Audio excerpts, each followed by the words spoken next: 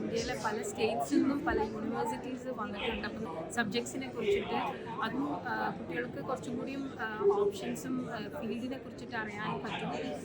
അതും വളരെ ഹെൽപ്ഫുള്ളാണ്.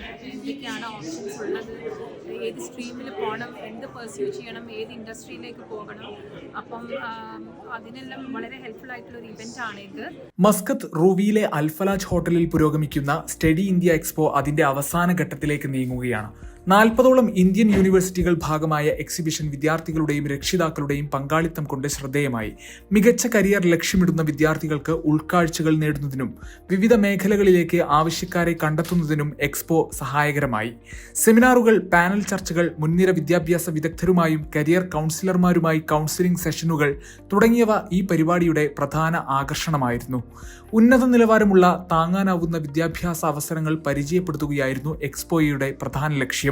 Study India എക്സ്പോയ്ക്ക് റൂവിയിൽ ഇന്ന് സമാപനമാവുമെങ്കിലും പങ്കെടുക്കാൻ സാധിക്കാതെ വന്നവർക്ക് ഡിസംബർ 9 സുഹാറിലെ റെഡിസൺ ബ്ലൂ ഹോട്ടലിൽ നടക്കുന്ന പരിപാടിയിൽ പങ്കെടുക്കാവുന്നതാണ്. പ്രവേശനം സൗജന്യമായിരിക്കും.